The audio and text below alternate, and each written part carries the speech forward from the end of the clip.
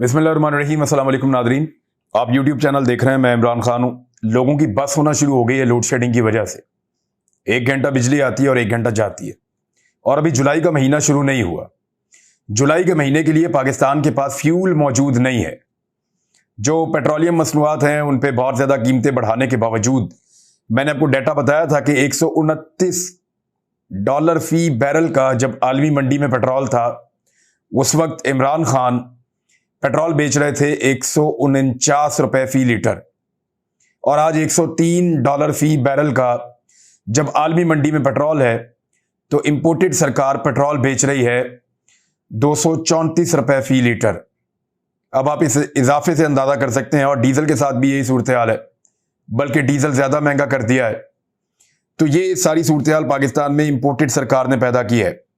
Gas का ये सौदा कर नहीं पाए, जिसकी वजह से शहबाज शरीफ ने कहा कि ना सिर्फ IMF के साथ कड़ी शराइत तय हो रही हैं, हमें मजीद टैक्सेस लगाने पड़ेंगे, पब्लिक पे बोझ डालना पड़ेगा, बल्कि पेट्रोलियम मसनूआत की कीमतों में भी इजाफा होने जा रहा है। और साथ ही साथ बिजली की बदतरीन लोड शेडिंग अभी आनी है। यानी इस वक्त लोड शेडिंग की सूरत हाल ये है, और कराची में तो बेड़ा ही गर्क कर दिया है। कराची में तो ये सूरत हाल है कि कई मुकामात के ऊपर शहरी निकले, उन्होंने एहतजाज शुरू कर दिया। खवातीन, बच्चे, बूढ़े, नौजवान सब निकले और उन्होंने शदीद एहतजाज किया लोड शेडिंग के खिलाफ, क्योंकि वहां लगातार लोड शेडिंग हो रही है। जीना हराम हो गया लोगों का गर्मी में। तो ऐसी सूरत हाल में बजाय कि लोगों को बिजली प्रोवाइड की जाती, आसिफ अली जरदारी साहब की सिंध हुकूमत ने, बिलावल भुट्टो की सिंध हुकूमत ने पुलिस को भेजा कि इनको आंसू गैस के शेल मारो। शदीद तपती हुई गर्मी के अंदर, जब कराची में इस वक्त दर्जा हरारत अपने एक्सट्रीम के ऊपर है, तो एहतजाज करने के लिए निकले हुए शहरियों के ऊपर इन्होंने आंसू गैस के शेल मारे और उनके ऊपर तशद्दुद किया। और ये तशद्दुद कब तक करेंगे? अगर लोग पाकिस्तान भर में निकल आएंगे तो फिर क्या करेंगे? अगर बाकी शहरों में भी एहतजाज शुरू हो जाता है तो फिर क्या करेंगे? फैसलाबाद में ताजिरों ने बैनर्स लगा दिए हैं कि मियां साहब पंजाब तबाह हो गया है और हमारी इंडस्ट्री का भट्टा जो है वो बैठ गया है, कुछ हमारे पल्ले नहीं बचा। जो आपने लोड शेडिंग की है और जितनी आपने कीमतें बढ़ा दी हैं गैस की, बिजली की, अब वो किसी के साथ कंपीट नहीं कर पा रहे, और ऊपर से उनके ऊपर एक्स्ट्रा टैक्सेस भी लगा दिए हैं। यानी वो सारे हमारे जो भिखारी दानिश्वर हैं, या वो सारे हमारे जो लोग हैं, पॉलिटिकल लोग हों बेशक, जो इमरान खान के दौर में अभी ये तस्लीम करने को तैयार नहीं थे कि इमरान खान के दौर में कारोबार चला, अब वो सारे ये कहते हैं कि क्योंकि इमरान खान के दौर में कारोबार बहुत अच्छा चला और लोगों ने बहुत पैसा बनाया, लिहाजा अब इनसे टैक्स ले लो। यानी आपको अजीब मंतक नहीं लगती? 3 महीने तक पहले तक इमरान खान के दौर में ये सब कहते थे कारोबार कोई नहीं चल रहा, इमरान खान ने कारोबार का बेड़ा गर्क कर दिया है, और अब 3 महीने के बाद सब कह रहे हैं कि इमरान खान के दौर में इतना अच्छा कारोबार चला है, अब इनसे इजाफी टैक्स लो। ये कल मुनाफत कर रहे थे, ये आज मुनाफत कर रहे हैं, इसका फैसला आप खुद कर लें। लोग एहतजाज कर रहे हैं, शोर मचा रहे हैं, और जिस तरह की लोड शेडिंग जुलाई में आने वाली है, ना सिर्फ PMLN या इत्तेहादी जमातें पंजाब से सारे इलेक्शन हार जाएंगी, बल्कि इनकी बहुत बुरी दुर्गत बनेगी। इलेक्शन जीतने के लिए अजीबोगरीब हथकंडे अपनाए जा रहे हैं। कई ऐसे लोग जो मुर्दा हैं उनके वोट कास्ट करने की तैयारी हो रही है। और यहां आरिफ हमीद भट्टी साहब हैं, सीनियर सहाफी, उन्होंने एक चीज की है, मैं उसकी तस्दीक भी कर सकता हूं, क्योंकि मैंने कुछ लोगों से बात की, उन्होंने कहा जी ऐसे, उन्होंने हवा में नहीं बात की, इसके अंदर वाकई सदाकत है, और कुछ लोग ये कह रहे हैं। भट्टी साहब के मुताबिक ये जो 4 हल्के हैं जहां पे लाहौर में इलेक्शन हो रहा है, इनमें से उन्होंने सिर्फ एक हल्के को चेक किया है। मैंने भी अपने तौर पे चेक किया, और इसी तरह की बेज़ाब्तियां बहुत सारी हैं वहां पे वोटरों में।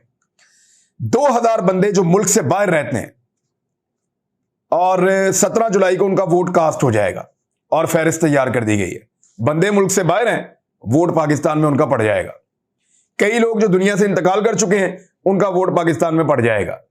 तो इस तरह 4-4, 5-5 हजार वोट का बंदोबस्त किया गया है, जो जाली वोट डाला जाएगा मुस्लिम लीग नून के उम्मीदवारों को, या उन लोटों को जिनका ताल्लुक पाकिस्तान तहरीक इंसाफ से है। यहां एक फुटेज भी है, वो मैं आपको दिखा देता हूं, उसका कुछ थोड़ा सा मंजर। ये तलाल चौधरी अपने हल्के में गए और यहां पे लोगों ने इनका इस्तकबाल लोटों के साथ किया है।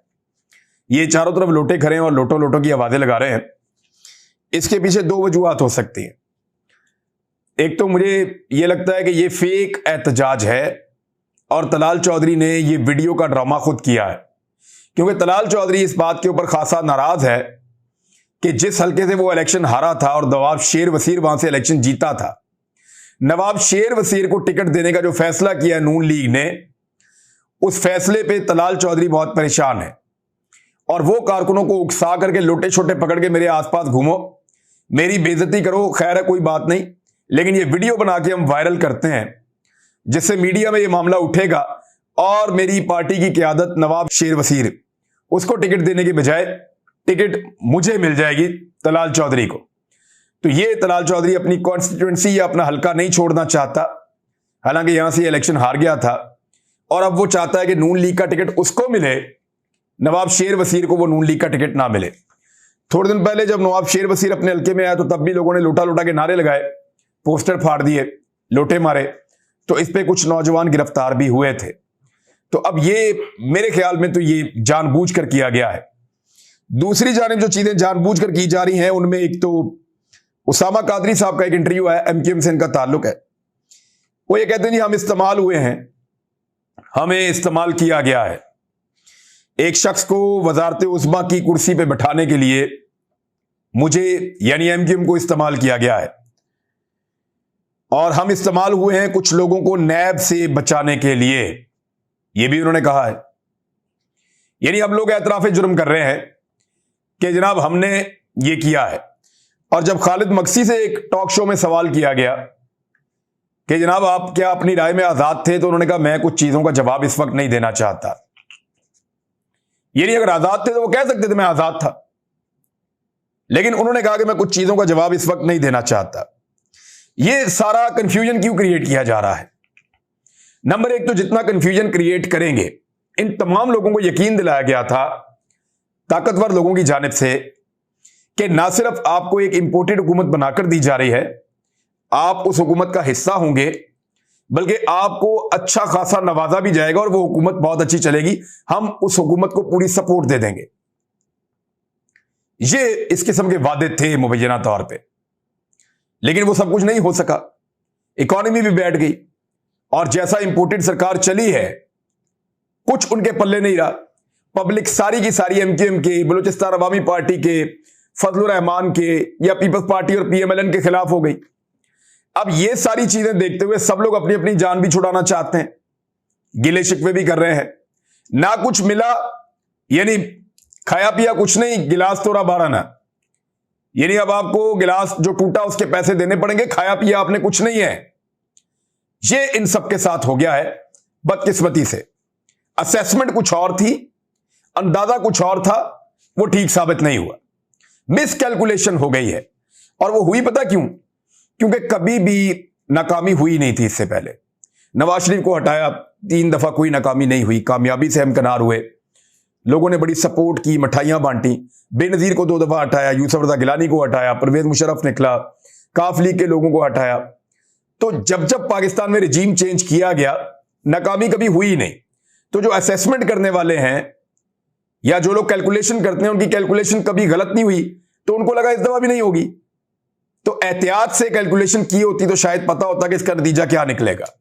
उसी एतमाद के अंदर, उसी कॉन्फिडेंस के साथ फिर कार्रवाई डाल दी, और हुआ ये कि इस मर्तबा असेसमेंट गलत हो गई।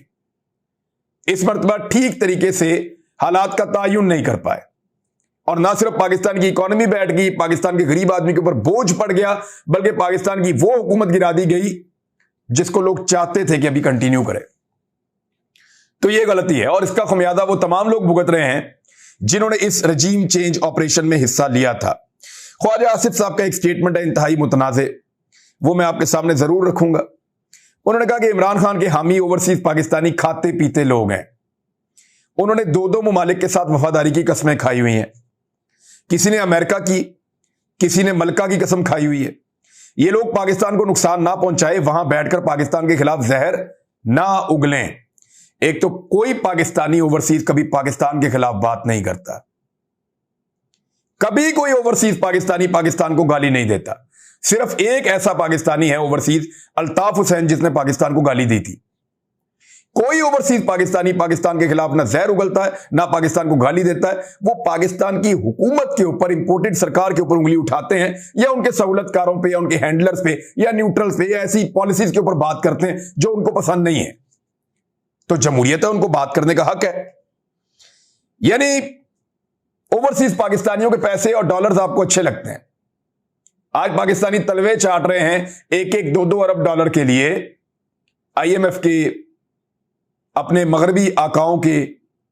लेकिन जो ओवरसीज पाकिस्तानी 30 अरब डॉलर से ज्यादा पैसा भेजते हैं हर साल, उनसे उनको गिले और शिकवे सिर्फ इसलिए हैं कि वो सवाल पूछते हैं और वो उनकी पॉलिटिकल सपोर्ट नहीं करते, वो इमरान खान की पॉलिटिकल सपोर्ट करते हैं। मलका का हलफ तो नवाज शरीफ के बेटों ने भी लिया हुआ है, तो क्या उनको पाकिस्तान के बारे में बात करने से रोक दिया जाए?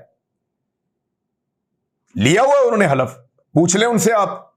नवाज शरीफ पाकिस्तानी, इस तो पाकिस्तान में नहीं है नवाज शरीफ, इसहाक डार भी नहीं है, पूरी पॉलिटिक्स वहां बैठ के करते हैं। यानी मलका के हलफ का ताना वो आदमी दे रहा है जिसके वजीर आजम ने थोड़े दिन पहले जाती दरखास्त के ऊपर एक तकरीब में शिरकत की और सेक्रेटरी लेवल के गोरे के मुंह के अंदर मीठा तरीन मुंह बनाकर उसके मुंह में केक डाल रहे। यानी जितना मीठा केक था ना, उतना ही मीठा मुंह बनाया हुआ था जनाब ने, पूरी एक्टिंग करके उसको केक खिला रहे। और ये क्या इस ओहदे की तौहीन नहीं है? यानी यहां पे कोई और स्टैंडर्ड है, वहां कोई और स्टैंडर्ड है। ओवरसीज पाकिस्तानियों के सिर्फ पैसे और डॉलर ना लें, बल्कि उनका एहतराम भी करें और उनका ख्याल भी रखें और उनको उनके वोट का हक भी दें। हमजा शहबाज साहब के लिए जो मुसीबत बनी हुई है आज, क्योंकि केस का दिन है, चीजें आपके सामने या तो आ गई होंगी या आने वाली होंगी। हमजा शहबाज ने नए अहकाम जारी किए हैं कि जब तक ये सारी सूरत हाल नहीं हो जाती, मुमकिन अदालती फैसले के पेश नजर जो जितने भी इत्तेहादी हैं हुकूमत के, या जितने भी अरकान हैं PMLN के दूर दराज इलाकों से आते हैं, वो सारे के सारे लाहौर के अंदर स्टे करें और लाहौर से बाहर ना जाएं। ये हमजा शहबाज साहब ने हुक्म जारी किया है। वो बैना तौर पे दुनिया टीवी ने इसको चलाया भी है, दीगर कुछ और मीडिया भी इसको रिपोर्ट कर रहा है। तो इससे ये पता चलता है कि वाकई में शायद ये इक्तदार का सूरज 2 महीने, 2.25 महीने के अंदर ही, या 2 महीने के अंदर अंदर ही गुरूब होने वाला है, जिसमें हमजा शहबाज शायद सबसे कम मुद्दत के लिए वजीर आला पंजाब बनकर रह जाए। ये एक जबरदस्ती की हुकूमत थी जो दिलवाई गई थी और बहुत ताकतवर लोगों ने दिलवाई थी, बड़ा जबरदस्त बंदोबस्त किया गया था और ऐसे वोटों से दिलवाई गई थी जो वोट ही गैर कानूनी और गैर आईनी थे। ना इस हुकूमत का कोई इखलाकी जवाब था, और इस हुकूमत ने जितना ब्रूटल टॉर्चर किया है लोगों के ऊपर, लोगों की चादर और चार दीवारी के तकद्दुस को पामाल किया है। मेरे ख्याल में अगर ये हुकूमत खत्म हो जाती है और उसके बाद 17 जुलाई का जो इलेक्शन है वो भी गालिबन उतना रेलिवेंट नहीं रहेगा, और वो अगर इलेक्शन हमजा शहबाज की हुकूमत की गैर मौजूदगी में होता है तो फिर वो बिल्कुल एक अलग और मुख्तलिफ इलेक्शन होगा। फिर जो ताकतवर लोग हैं शायद वो भी अपनी ताकत को उस तरह इस्तेमाल ना कर सकें। एक और खबर है फरोग नसीम साहब के हवाले से, वो अब मैदान में आ गए हैं, बल्कि उनको लाया गया है। फरोग नसीम के बारे में जरा एक चीज मैं आपको बता देता हूं। उन्होंने एक तो ये जो काजी फाइज ईसा वाला केस है वो इमरान खान के खाते में डाल दी।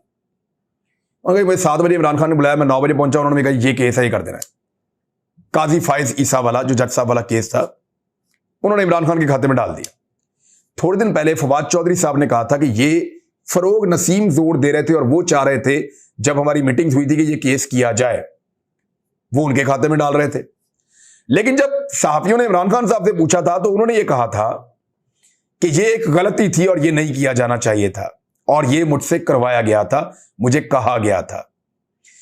अब मैं कुछ और इस पे नहीं कहना चाहता, तीनों का स्टेटमेंट आपके सामने रख दिया, लेकिन एक फैक्ट आपको बता देता हूं। फरोग नसीम कौन था, कहां से आया, क्या आपको पता है? फरोग नसीम साहब के परवेज मुशर्रफ से भी अच्छे ताल्लुकात थे। इनके हमेशा से पाकिस्तान की एस्टेब्लिशमेंट के साथ बड़े शानदार ताल्लुकात रहे हैं। हमने जब भी पाकिस्तान तहरीक इंसाफ के लोगों से बात की, उन्होंने कहा जी फरोग नसीम जो है वो उनका बंदा है। उनका बंदा से मुराद ये है कि एस्टेब्लिशमेंट का आदमी है। और जब भी कभी हमने एमक्यूएम से बात की तो एमक्यूएम ने कहा जी वजारत ये हमारे खाते में ना डालें, फरोग नसीम की, फरोग नसीम की वजारत हमारे खाते में ना डाली जाए, ये वजीर किसी और के बिहाफ के ऊपर बने हुए हैं। तो हमारे जो वजीर हैं वो वही हैं जो हमारे अपने वज़रा हैं, जो हमने नाम दिए हुए हैं। फरोग नसीम हमारे टिकट पे जरूर मुंतखब हुए हैं, लेकिन फरोग नसीम किसी और का आदमी है और किसी और ने या किसी और जगह से इनका नाम इमरान खान साहब को वजारत कानून के लिए दिया गया। तो अब मेरे ख्याल में आपको समझ आ गई कि फरोग नसीम जिसका भी आदमी था, ऐसा महसूस होता है कि वो चाह रहे थे कि ये केस किया जाए, रेफरेंस फाइल किया जाए, लेकिन इसमें जो जो जिसने किया वो आपके सामने है। अब ये गड़ा मुर्दा है, ये जो लोग भी उखाड़ रहे हैं वो इससे कुछ अचीव करना चाहते हैं, लेकिन मेरे ख्याल में इससे फिलहाल निकलेगा कुछ नहीं। तो नाज़रीन, आज का दिन बड़ा इंपॉर्टेंट है। आज के दिन में पंजाब हुकूमत का फैसला मुमकिन तौर पे क्लैरिटी की तरफ जा सकता है। हमें मजीद इंफॉर्मेशन होगी इसके बारे में, शाम को इसके बारे में हम दोबारा बात करेंगे। इंफॉर्मेशन आपके साथ शेयर करूंगा। अब तक के लिए इतनी, अपना ख्याल रखिए, अपने इस चैनल का भी। अल्लाह हाफिज।